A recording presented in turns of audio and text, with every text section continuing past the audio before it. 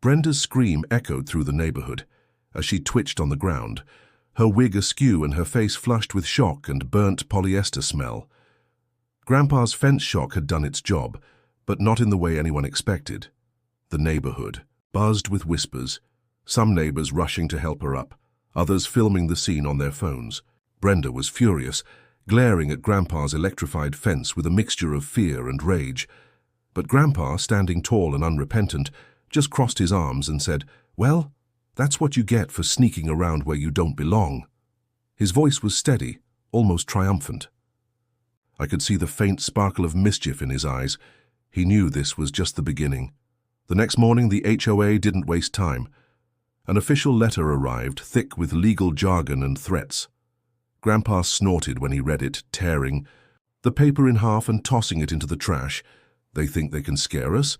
We'll see about that," he muttered. Mum frowned but didn't say much. Dad just went into his office, pretending today wasn't happening. But I knew better. The footage Grandpa had installed was the real game changer.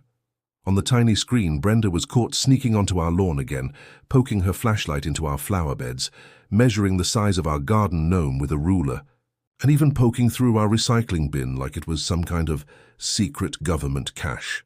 Each clip made my stomach turn with anger and amusement. Grandpa watched it all, quiet but intense. Then he turned to me and said, "This isn't just about neighborhood rules anymore. It's about who controls the peace we've built. And I say if they want to play dirty, we'll give 'em a little shock back." He went into the garage and emerged hours later, wires, old car parts, and a wild grin on his face. He had rewired the fence, adding a new layer of protection and, more importantly, a little bit of justice.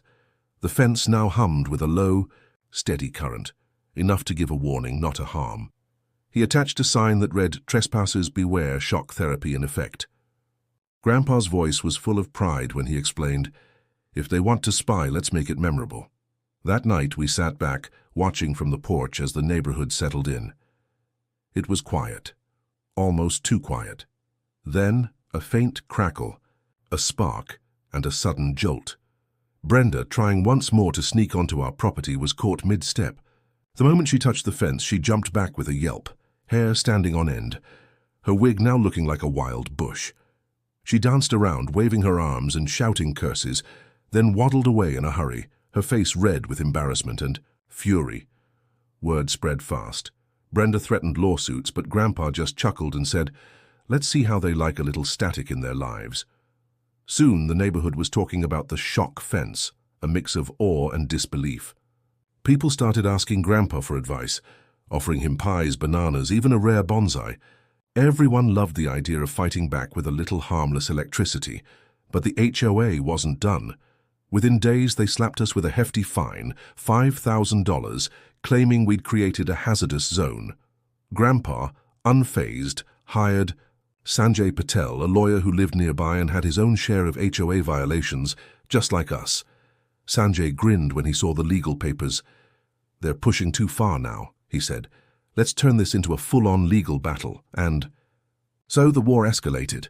Grandpa gathered neighbors, showing them the footage of Brenda sneaking around, the clips of HOA inspectors peering into windows under the guise of community maintenance, and even hidden microphones in birdhouses. The neighborhood was waking up. People started taking sides, some with Grandpa, some still scared of the HOA's power. Then a strange thing happened. Someone cut the wires on Grandpa's fence, snipped with precision, buried under mulch, leaving no trace. Grandpa found the damage one morning, his face grim. The sabotage was no accident. Someone was sending a message. I saw the look in his eyes. This was no longer just a neighborhood squabble. It was something darker, organized, deliberate. That night, Grandpa stayed outside, staring at the dark sky, working on new plans. I asked him what he was doing. He looked at me with a sly smile. "Protection," he said simply. "And maybe a little payback." Meanwhile, rumors spread. Neighbors whispered about hidden cameras, secret surveillance, and the mysterious new drone that hovered silently above the street. Brenda, still furious, claimed she'd been electrocuted by a hostile security system, as if Grandpa had built a trap just for her. The media caught wind. Local news vans parked outside, cameras flashing. reporters asking questions. But Grandpa just kept working. He built a new device, something that looked like a combination of a sprinkler system and a fireworks display, aimed at protecting our yard from further sabotage. It was a wild contraption of glitter, water, and motion sensors. When triggered, it sprayed a dazzling jet of water and glitter, blinding anyone who dared invade our space again. The neighborhood was alive with rebellion now. Flamingos appeared where no flamingo should be. Lawn gnomes multiplied overnight. Someone painted no trespassing signs in bright colors and hung them like banners.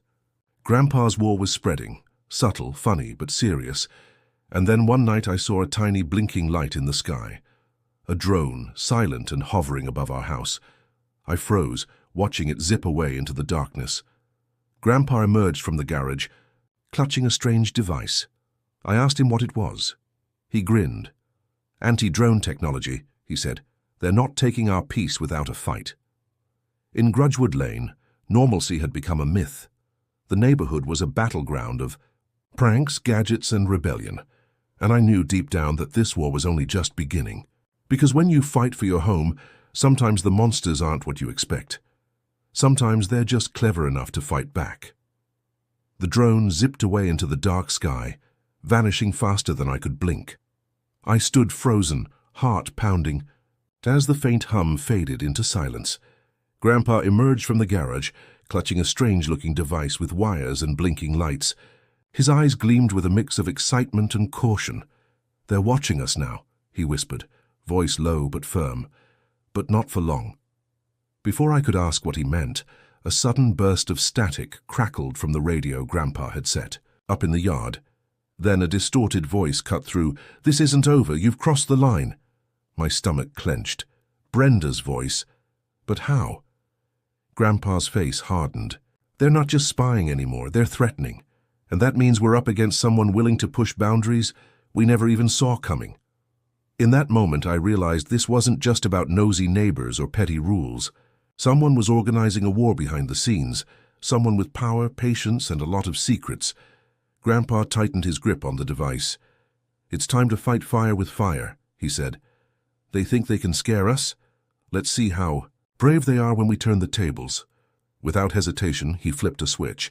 The device roared to life, a strange hum vibrating through the yard. Suddenly, the ground beneath the drone's last known position sparkled with tiny, glittering jets, activated by Grandpa's new invention. The drone jerked midair, then sputtered as sparks flew from its underside. It spiraled downward, crashing into the bushes with a loud thud. A gasp escaped my lips. Grandpa's grin widened. "That's just the beginning," he said. "They wanted to spy, so I gave them a little reminder. This yard isn't just a pretty picture. It's a fortress. Now." Just then, from the distance, a faint siren sounded, perhaps an alarm from the HOA or some other neighbor, alerted by the commotion. But Grandpa wasn't done. He pulled out a remote and pressed a button. From the corner of the yard, a sprinkler system shot out a dazzling spray of water and glitter, a makeshift trap designed to disorient anyone daring to intrude again. The night had become a battlefield. Every shadow, every flicker of light felt like a threat. We knew they'd come back. We knew this war was far from over. And as I looked at Grandpa, I saw the fierce glint in his eyes, ready to fight, ready to protect our home no matter what monsters or spies tried to breach our defenses. Because in Grudgewood Lane, the quietest nights often hid the loudest fights. And tonight, we had just begun to fight back. The note fluttered softly to the ground, typed in plain black letters. "You've been warned. Dismantle all unauthorized modifications. HOA surveillance program phase 2 has begun." Grandpa stared at it for a long moment, then slowly tore it in half, letting the pieces drift away in the breeze. His eyes weren't just tired, they were angry, calculating. That night the drone returned. Silent, hovering just above the rooftops, it flickered with red lights like a predator scouting its prey. I watched from the window, heart pounding, as Grandpa quietly moved to the garage. In his hands he held a strange contraption, something out of a spy movie, wires tangled around a small glowing device. He connected it swiftly to the old power line, then pressed a button. The drone's lights flickered, its propellers sputtered, and suddenly it jerked out of the sky like a marionette with cut strings. It crashed onto the lawn, sparks flying and metal twisting. Grandpa nodded, satisfied. But that wasn't enough. No, this was just the beginning. Grandpa had been planning this for days, something bigger, something unstoppable. I saw him pull out a small, sleek device from his pocket, one that looked like a tiny radio transmitter. "Time to turn the tables," he muttered. He aimed it at the neighborhood's new surveillance cameras, hidden in birdhouses, embedded in the mailboxes, even disguised as garden ornaments. The cameras flickered, then went dark. A wave of relief washed over me, but I knew better. This was only a momentary victory. Suddenly the ground vibrated beneath our feet. Grandpa's eyes widened. "They're fighting back," he said urgently. From the shadows, figures emerged, cloaked in dark clothes, moving like shadows themselves. They were coming for us. I ran to the window as they approached, their footsteps muffled by mulch and leaves. One carried a strange device, similar to Grandpa's but more advanced. They aimed it at the fence, and within seconds, the wires sparked wildly, then snapped, completely cut. The electrified barrier was gone. Grandpa cursed under his breath, but his mind was already racing. "They're trying to break us," he said, "but I've got one last trick." He pulled out a remote, pressed a button, and the entire yard lit up with lasers, crisscrossing beams of light that danced like a web of stars. The intruders froze. Then, with a sudden jolt, a burst of glittering water shot out from the sprinkler system Grandpa had rigged earlier, blinding them. They stumbled back, furious. But Grandpa's eyes gleamed with defiance. "Not today," he said loudly. "This is our home, our rules. You want to invade? You'll pay every time." The figures hesitated, then retreated into the darkness, disappearing into the night. Grandpa lowered the laser beams, and the yard fell silent again. For a moment, I thought it was over, that we'd won, but then I saw it, another drone, smaller, faster, zipping toward us from the distance. Grandpa's face went cold. "They're not done," he whispered. "They've got backups. They've got others." Suddenly, the sky itself seemed to ripple. A low hum grew louder. Grandpa's eyes widened. "It's coming. Something bigger. Something they've been hiding."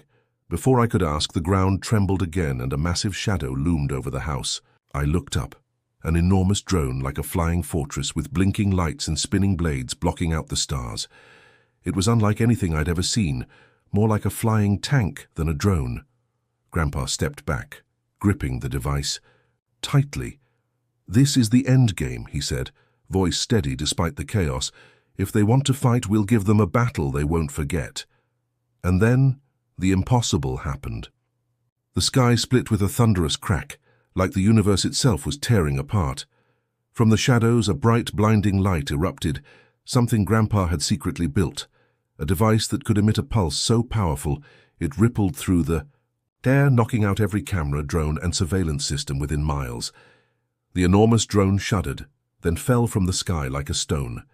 The neighborhood was plunged into darkness, save for the faint glow of Grandpa's strange contraption. When the light faded, everything was silent. The drones and intruders had vanished. The neighborhood was free. But as I looked at Grandpa, I saw something else, something that chilled me to the bone. His smile wasn't just triumphant.